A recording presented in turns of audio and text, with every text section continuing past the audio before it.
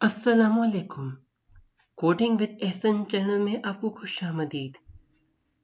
Video start करने से पहले आप लोगों से गुजारिश है कि हमारे चैनल को सब्सक्राइब करें और बेल आइकन दबाएं ताकि आपको हमारे आने वाली हर वीडियो का नोटिफिकेशन मिल सके और हमारी हर वीडियो को लाइक और शेयर ज़रूर कीजिए। तो आइए लेक्चर का बाकायदा आगाज़ करते हैं। हमारा आज का जो लेक्चर है वो है इनपुट आउटपुट हैंडलिंग के बारे में, यानी किस तरह हम सी प्लस प्लस प्रोग्रामिंग में output message as output print कराएंगे और प्रोग्राम रन होने के दौरान हम यूज़र से इनपुट लेंगे। तो स्लाइड्स शुरू करने से पहले आइए सबसे पहले हम इसका प्रैक्टिकल करते हैं। सबसे पहले मैं इंक्लूड करता हूँ हेडर फाइल्स, जिसके बारे में मैंने आपको एक IOStream हेडर फाइल के बारे में बताया था कि इनपुट आउटपुट हैंडलिंग के जो फंक्शन है वो इस लाइब्रेरी फाइल या हेडर फाइल में होते हैं, cout एंड cin। एंड ये जो conio.h का जो फंक्शन है getch, ये हमारी आउटपुट स्क्रीन को स्टेबल करने के लिए यूज़ होता है। यहाँ पे मैंने मिस्टेक कर दी, conio पूरा लिखना था मैंने। एंड वैसे मैं अपने पास से हम जितनी मर्जी लाइब्रेरी फाइल्स इंक्लूड कर दें, बस हमने थोड़ी सी यूज़ करनी होती है इसमें। बाकी जब हम कोई बड़ा प्रोजेक्ट बनाते हैं फिर हम उसमें हमें जो हेडर फाइल्स के फंक्शंस रिक्वायर्ड होते हैं हम वो सारे इंक्लूड कर देते हैं। तो मैं ये अपने रिकॉल करने के लिए अपनी लाइब्रेरी फाइल्स जो हमने पिछले लेक्चर में पढ़ी थी उनको रिकॉल करने के लिए वो सारी मैं इंक्लूड कर देता हूँ। ठीक है, हमने एक स्ट्रिंग भी पढ़ी थी, स्ट्रिंग हेडर फाइल, लेकिन हम जो यूज़ करेंगे वो होगी IOStream और conio.h। और windows.h का भी हम थोड़ा सा पढ़ेंगे यहाँ पे क्या यूज़ होता है अपनी आउटपुट को फॉर्मेट करने के लिए।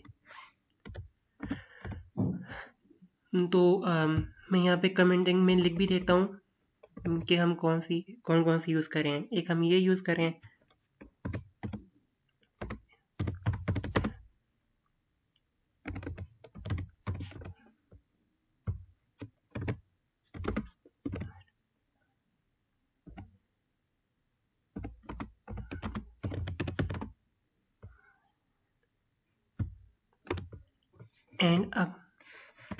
एंड हम एक conio.h की हेडर फाइल भी यूज़ करेंगे। मैं कमेंट में ये भी लिख देता हूँ कि ये हम यूज़ करें ताकि आप भी जब देखें कि हमने किस हेडर फाइल के फंक्शन यूज़ किए हैं तो वीडियो देखने पर आपको ये आसानी से समझ आ जाए।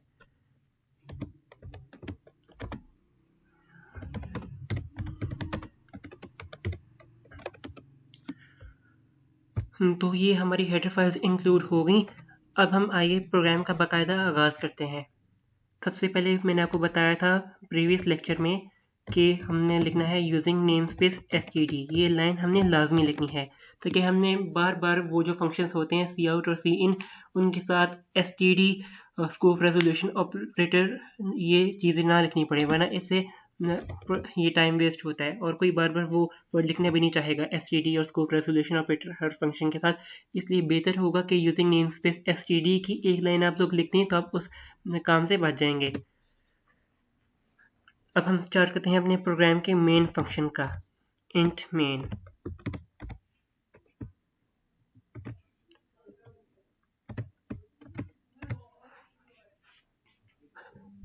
तो व्यूअर्स, जैसा कि मैंने आपको बताया था कि प्रोग्राम स्क्रीन पर कोई भी मैसेज डिस्प्ले कराने के लिए हम यूज़ करते हैं cout फंक्शन, जो कि है हमारी IOStream लाइब्रेरी का। तो cout मैंने क्या मैसेज डिस्प्ले कराना है, हेलो वर्ल्ड। ठीक है, ये हमने आउटपुट के तौर पे डिस्प्ले कराना है, यानी कि इसकी हमें आउटपुट स्क्रीन पर ये लिखा शो होना चाहिए। तो हम इसके लिए जो यूज़ करेंगे फंक्शन वो cout होगा और साथ में ये जो दो लेस देन के ऑपरेटर्स लगे हुए हैं हम इनको एज कंबाइन बोलते हैं, इंसर्शन ऑपरेटर। रिटर्न 0 कि ये प्रोग्राम जो है सिर्फ कुछ रिटर्न नहीं करेगा, कोई अदर वैल्यू रिटर्न नहीं करेगा। इस फंक्शन में कोई अदर वैल्यू रिटर्न नहीं होगी, सिर्फ जो हमने मैसेज सी आउट कराया है ये ही रिटर्न होगा। आइए प्रोग्राम को रन करते हैं।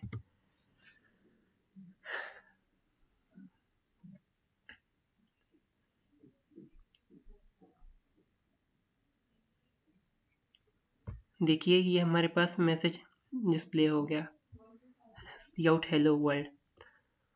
और जनाब अब आपको मैं सिखाता हूँ _get_ch लिखने या ना लिखने से क्या होता है। अब एक काम करते हैं, हमने देखिए हेलो वर्ल्ड जो है प्रिंट किया था और हमने इसकी आउटपुट स्क्रीन पे देखा कि फ़ौरन ही वो स्क्रीन स्टेबल नहीं हुई, यानी कि फ़ौरन उसके प्रोग्राम का एंड आ गया। हमें स्क्रीन को स्टेबल करने के लिए हम _get_ch लिखते हैं। अब देखिए आपने जैसा कि ये वाली आउटपुट देखी कि फ़ौरन ही हेलो वर्ल्ड लिखने के बाद इसने स्क्रीन को प्रोग्राम एंड कर दिया था। अब जब देखें यहाँ पे हम _get_ch इंक्लूड करते हैं तब क्या होता है। अब मैं आपको डिफरेंस बताता हूँ। यहाँ पे देखिए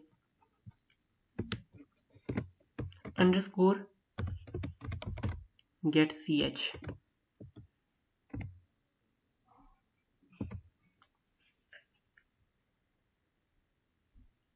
देखिए ये प्रोग्राम स्क्रीन स्टेबल हो गई।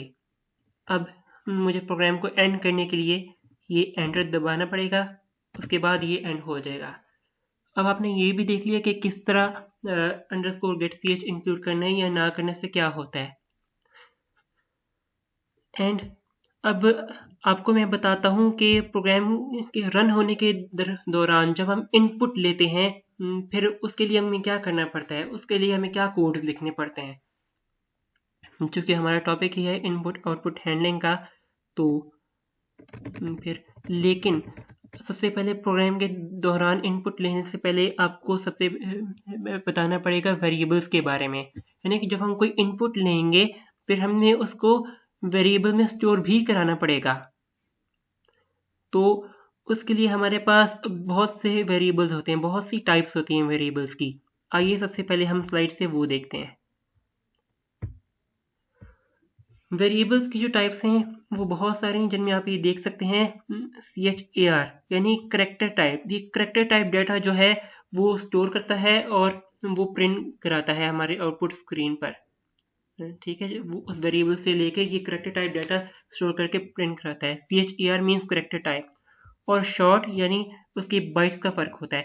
एंड इन टाइप और फ्लोट टाइप, ठीक है, हमें यहाँ पे बेसिक जो डिफरेंस है हमें ये देखना पड़ेगा इन टाइप और फ्लोट टाइप के दरमियान।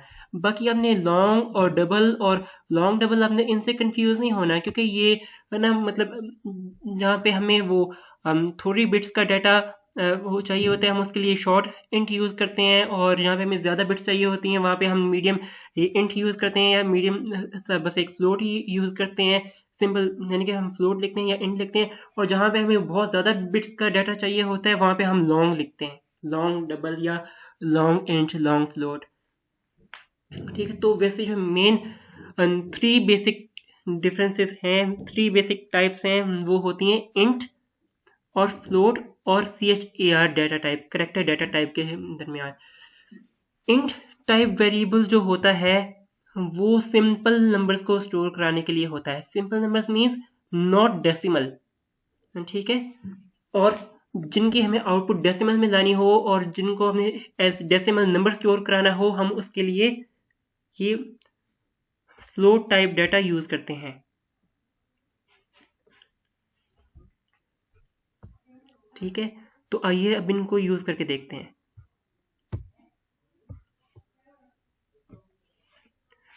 इंट हमें अभी एक सिंपल नंबर को स्टोर कराना है एक वेरिएबल, हम उस वेरिएबल को a ले लेते हैं।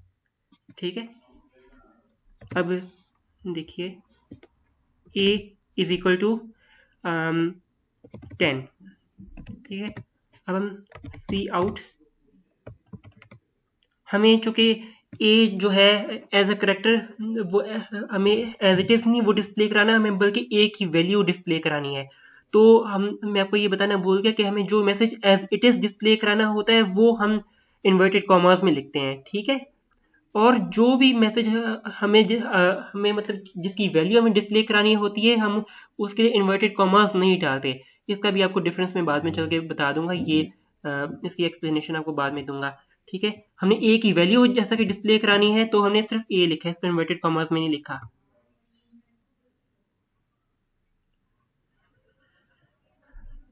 देखिए ए की वैल्यू 10 थी तो ये सिंपल ए प्रिंट हो गया।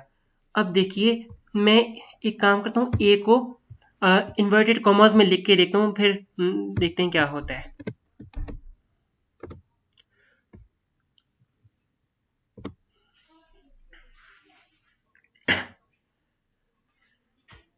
तो जैसा कि आप लोग देख सकते हैं कि जिस चीज को भी मैं इन्वर्टेड कॉमास के अंदर लिखूंगा वो एज इट इज प्रिंट हो जाएगी। अगर उसके अंदर कोई वैल्यू स्टोर है, हमें उसकी वैल्यू को एक्सेस करना है, तो फिर हमें उस वेरिएबल को इन्वर्टेड कॉमास में नहीं, सिंपल तरीके से लिखना पड़ेगा। जब मैं आपके सामने नंबर्स को सम करने वाला प्रोग्राम बनाऊंगा, फिर आपको इससे और बेहतर क्लियर हो जाएगा। अब चलिए हम एक प्रोग्राम बनाते हैं जिसमें 2 नंबर्स का सम लेते हैं और एक जो तीसरा वेरिएबल है उसमें स्टोर करते हैं। ठीक हो गया।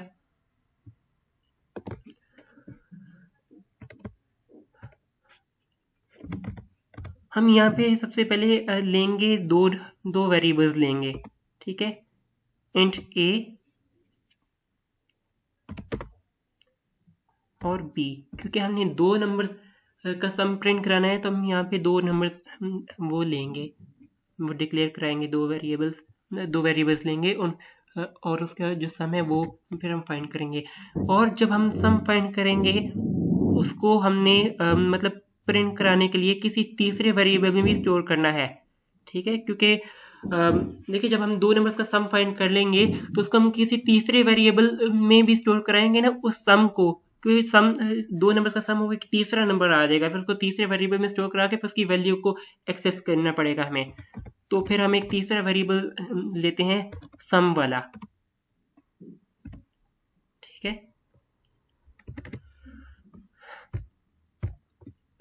अब देखिए मैं पहले एक मैसेज डिस्प्ले कराऊंगा कि enter the first number. Enter the first number के बाद वो आपसे ये पहले वेरिएबल को एक्सेस करके उसकी वैल्यू लेगा प्रोग्राम रन होने के दरमियान। एंटर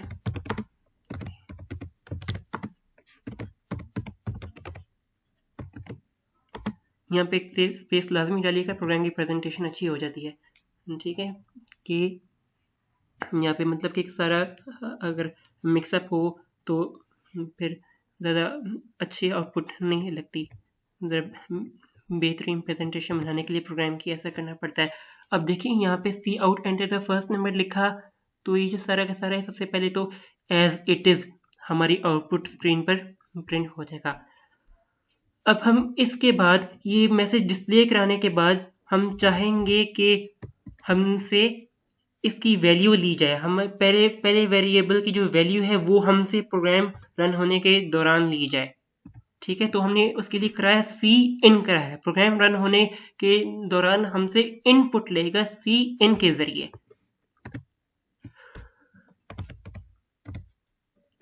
अब मैं एक दूसरा मैसेज डिस्प्ले कराता हूं, \n, क्योंकि मैंने एक दूसरी लाइन से स्टार्ट करना है। अगला जो मैसेज प्रिंट कराना है एंटर द सेकंड नंबर वाला, तो वो मैंने एक दूसरी लाइन से वो मैसेज स्टार्ट करना है। मैं \n का और बहुत सारे जो स्केप सीक्वेंस थे वो मैं अपने प्रीवियस लेक्चर 2 में बता चुका हूँ। Enter the second number. Statement and करने के लिए देख सकते हैं आप लोग कि मैंने लगाया सेमीकोलन, एंड हर स्टेटमेंट के साथ लगाना है। सी इन में भी आप लोग जैसा देख सकते हैं स्टेटमेंट एंड हो रही तो सेमीकोलन लाजमी है।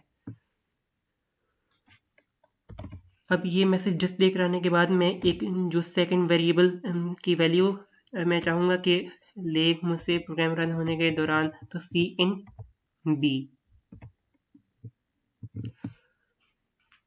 तो जी इसने अब प्रोग्राम काम यहाँ तक कर रहा है कि पहले वो मैसेज प्रिंट कराएगा एंटर द फर्स्ट नंबर, उसके बाद हमसे ये वेरिएबल ए की वैल्यू प्रोग्राम रन होने के दौरान हमसे इनपुट लेगा।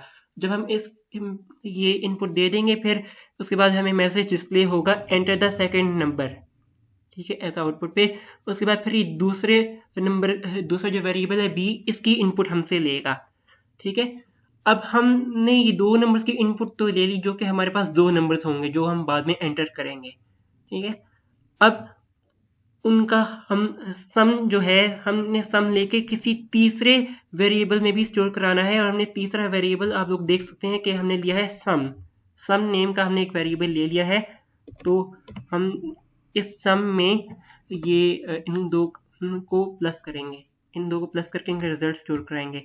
सम is equal to a plus b, ठीक है। हमें एक्सप्रेशन लिखना है कि सम में स्टोर हो एक ए प्लस बी का रिजल्ट। ए प्लस बी अब यहाँ पे इनका सम हो गया, सम करेगा, फिर उसके बाद इस सम को स्टोर करा देगा।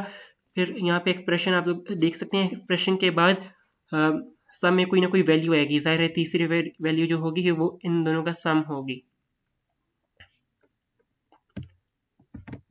तो मैं लिखूंगा नेक्स्ट लाइन पे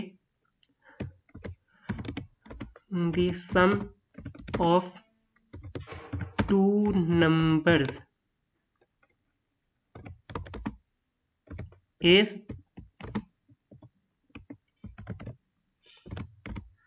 सम। अब जैसा कि आप लोग देख सकते हैं कि ना, अब मैं सम वाले जो वेरिएबल है इसकी मैं वैल्यू को एक्सेस करूंगा, जो कि हमारे पास इस एक्सप्रेशन a प्लस बी होने के बाद इसमें सम में स्टोर होके आएगी। तो इस वजह से मैं सम को इन्वर्टेड कॉमा से बाहर लिख रहा हूँ, ठीक है। फिर इसके बाद हमारा प्रोग्राम एंड होता है। अब मैं आपको एक दफ़ा से बता देता हूँ कि हमने इस टोटल प्रोग्राम में किया क्या है। सबसे पहले हमने 2 वेरिएबल्स लिए जिनके हम बाद में इनपुट लेंगे 2 नंबर्स के तौर पर, ठीक है। हमने फिर तीसरा वेरिएबल लिया जिनमें हम ए प्लस बी इन दोनों को जमा करके इसका जो सम है वो स्टोर कराएंगे। फिर हमने एक मैसेज डिस्प्ले कराया एंटर द फर्स्ट नंबर। उसके बाद हमने इस ए के पहले वेरिएबल ए की इनपुट ली, यानी कि पहला नंबर लिया। उसके बाद सेकंड मैसेज डिस्प्ले कराया एंटर द सेकंड नंबर, ठीक है। \n वाला एस्केप सीक्वेंस ऑपरेटर हमने यूज किया ताकि वो नेक्स्ट लाइन पे हमारे पास प्रिंट हो। और उसके बाद हमने दूसरे वेरिएबल की इनपुट ले ली। फिर उसके बाद हमने सम में स्टोर कराया, सम वाला जो तीसरा वेरिएबल है हमने उसमें स्टोर कराया a प्लस बी, यानी कि a प्लस बी जो हो कि जो कुछ भी आता है वो इसमें स्टोर कर दे। फिर हमने फाइनली ये किया कि सम ऑफ 2 नंबर्स इज ये मैसेज डिस्प्ले करा के सम की वैल्यू एक्सेस कराई, यानी कि जब हम इन दो यहाँ पे 2 नंबर्स जो लिखेंगे ए और बी की यहाँ पे इनपुट्स देंगे, फिर से जो भी वैल्यू होगी वो सम में स्टोर हो जाएगी, हमारे पास फिर वो प्रिंट होगी। अब चलिए इस प्रोग्राम को रन करते हैं।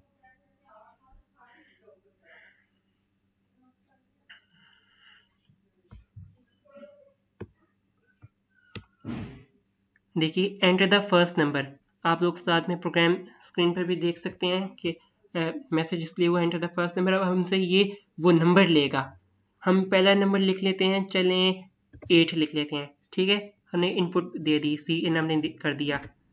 अब कहता है एंटर द सेकंड नंबर, ठीक है, ये मैसेज डिस्प्ले कराया। और अब हम सी इन हम बी की वैल्यू जो है वो प्रिंट करते हैं।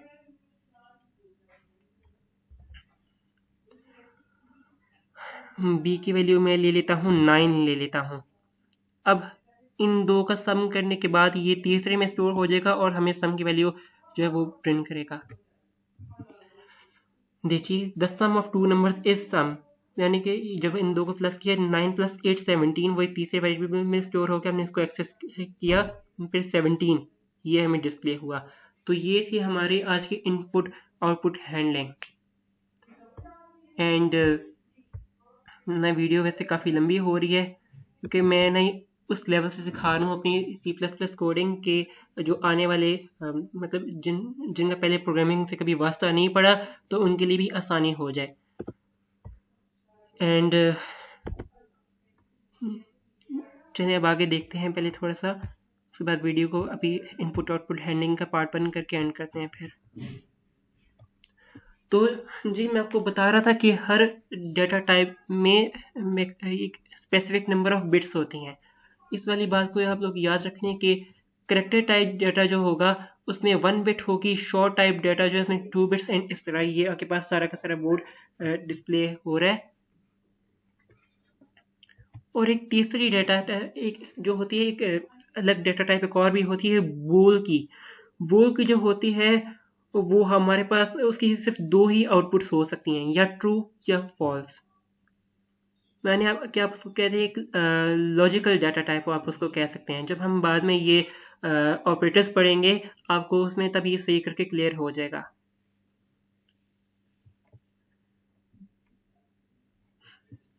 ये देखिए यहाँ पे एक प्रोग्राम बना हुआ है जिसमें साइज ऑफ फंक्शन यूज करके निकाले हर वेरिएबल के वो नंबर ऑफ बाइट्स निकाली हुई है।